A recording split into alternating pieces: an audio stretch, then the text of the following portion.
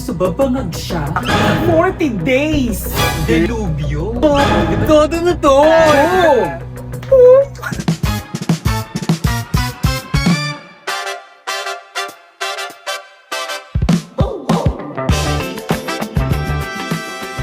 Andito tayo sa pilot episode ng Bex and Beyond, the podcast.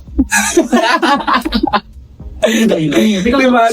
The podcast talaga siya. Yes, kasi marami tayong pag-uusapan. Pero of course, syempre, magpakilala muna tayo sa ating mga viewers. Bakla. Yes. Diba? Sige, go. Dahil unahin natin yung pinakamaganda. Sige, Yes. go, girl. Pinakamaganda, pinakamatalina. Ako si April Almotela.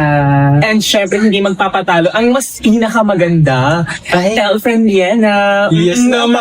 Diba? Hindi si Bakla. Syempre, hindi natin aalisin yung yung ating motto. Ano to? Dahil ang Bex and Beyond the podcast ay may motto. Yes, what's our motto? Yes, dahil sa spaceship. Isasakay kita. Boom! So for our podcast, for our pilot episode, ano ba ang mga dapat natin pag-usapan? Grabe yung long weekend. Pag-usapan muna natin yung naging long weekend. Dahil 3 linggo siyang long weekend. Dahil Totoo. dumaan yung talakasan, dumaan yung foundation day, at ang pagninilay ng sambayan ng Pilipino. Totoo yan. Sa 3 linggo na yun, talagang maraming nangyari. At dumagdag pa yung isa sa pinakakinakatakutan, pero hindi naman natin masasabing bago ito sa pananaw ng mga tao. Talagang grabe lang yung naging epekto Yes. nung umusbong na problema. Diba? Yes. Yung problema ang pagtaas ng gasolina to the point, to the highest level. Totoo. Hindi lang siya bakla Yes. naging 1/4 eh. Talagang dumoble. Or sabi pa nga nila, talagang possible doon na maging triple pa Yes. ang presyo bago raw matapos ang buwan na ito.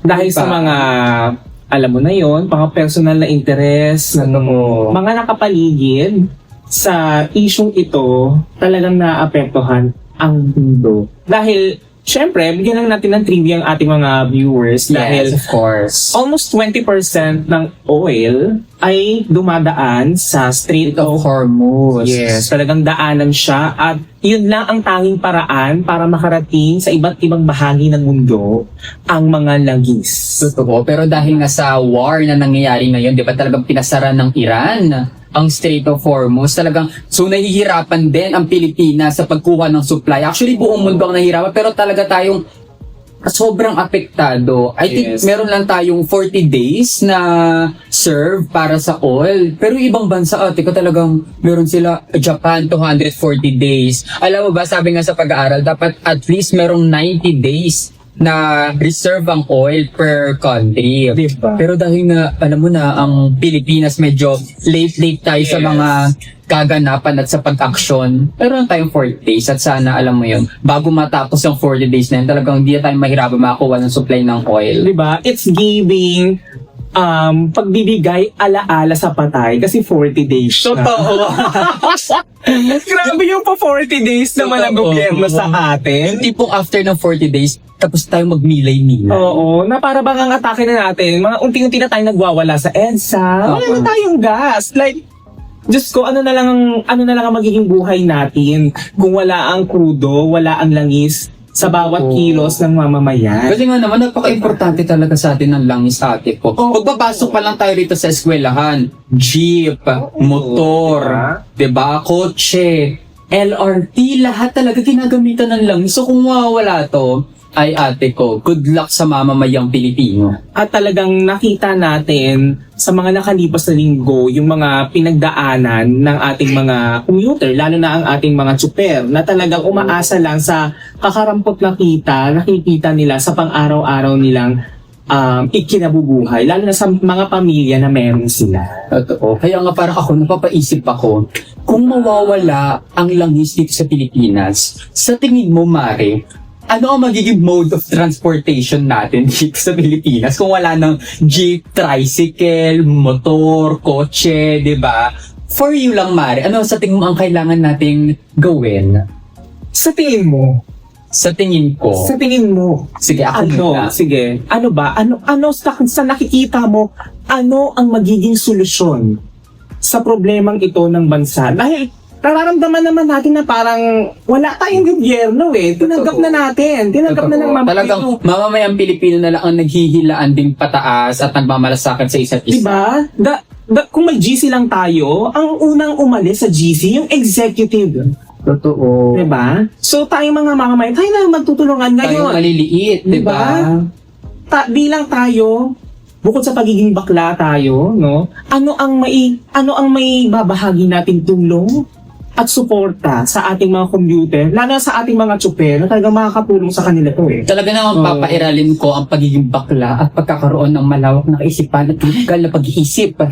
Di ba? Kaya ako, kung tatanungin mo kung anong solusyon dyan kapag nawala na ang mga mode of transportation natin ngayon, dapat ang sakyan na natin ay animal inflatable toy. Ay, ang ganda. Diba?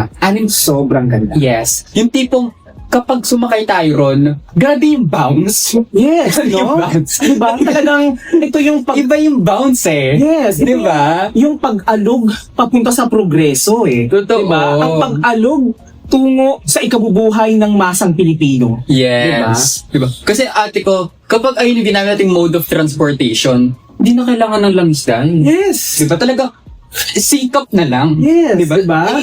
Alog-alog ka na lang ng gano'n. Oo, talagang nasa sayo na lang yan kung gaano ka kabilis tumalbog at makakarating sa trabaho. Yes, no? Ang mga Diba? kumpanya na ang mag-a-adjust ng pasok sa kanilang mga trabaho at ang kanilang pagbubukas ng mga mall. Sila na ang mag-a-adjust. Dahil 30 minutes, hindi ka kayanin ng pagtalbogan. Pero sige, dahil ito ang nakita natin solusyon, magandang solusyon ito para sa lumalalang krisis sa langis. Diba? At syempre, hindi talaga tayo papayag na ito lang ang nasimulang programa. Syempre, papangalanan natin ang ating organisasyon. Okay, Mari. Diba? So, ano bang naisip mong ipangalan sa organisasyon na ang ginagamitan ay animal inflatable toy? May dalawa ako naisip, pero mas Dalawa? relevant tong naisip ko. Gusto ko Ano siya? Inflatable Commuters Club o mas kilala bilang ICC. ICC. Talagang makikita May mo. tagline ba yan? Nasa baba? Pauwiin na yan, yung ganon.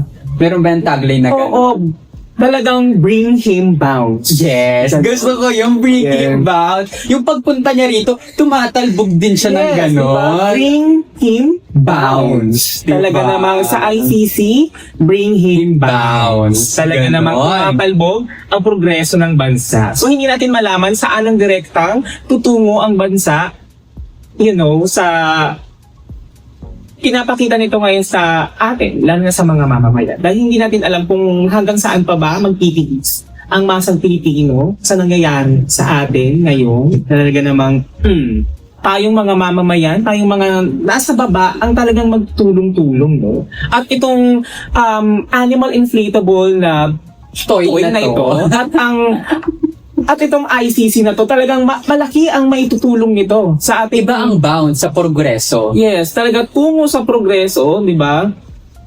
At sa bawat bounce, angat buhay lahat. Ay, gusto ko yun. Yes. Yung kada bounce mo, angat buhay, hindi lamang yung maliliit, Oo. kundi nasa, kasama pati middle class and upper class. Yes, di ba? Diba? Sa bawat bounce, angat buhay lahat. Ang gandang tagline. Gusto ko yun. Di ba? Kung Diba? ikaw bilang tatakbong presidente ng bansa, no? Talagang ang pangalan mo, tagline, sa bawat bounce, Angat buhay lahat. Diba?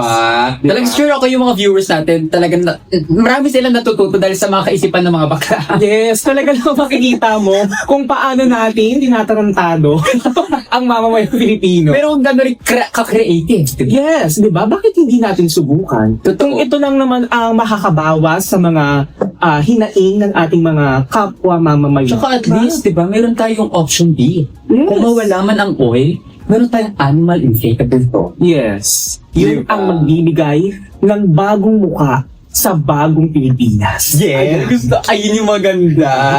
Tapos yung mukha niya, since inflatable toy siya, crocodile? Crocodile ba ang animal inflatable toy na Pwede. mukha? Ganun, no? Buhaya. Diba? Diba?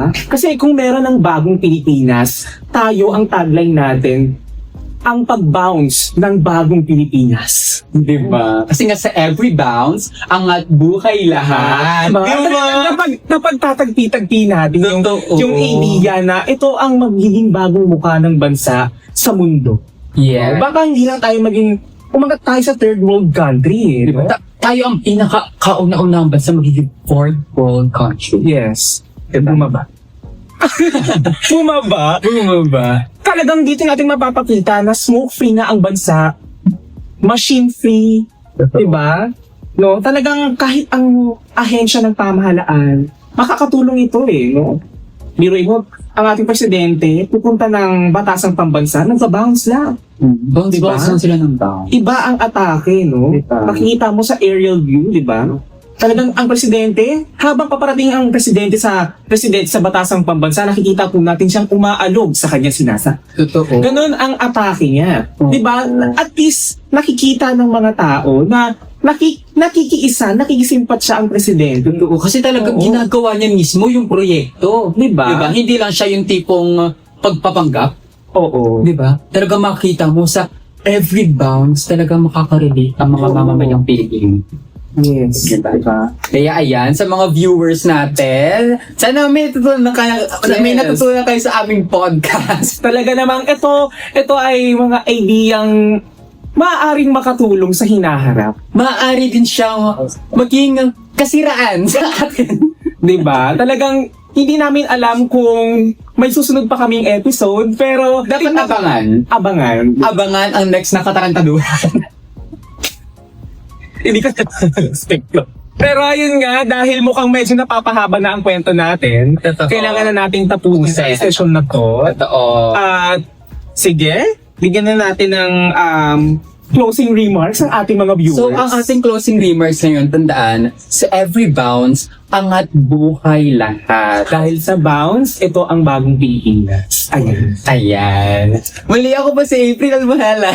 Ako nga pala si Elfren Liena. And this is Bex and Beyond the Podcast. And of course, and kung nagustuhan nyo ang aming podcast, available din po kami sa Spotify, sa Apple Podcast, sa YouTube, and of course sa TikTok. And syempre, hindi niya rin kami makakalimutan sa Facebook, Instagram, at X. Yan. Don't forget to follow, like, and subscribe.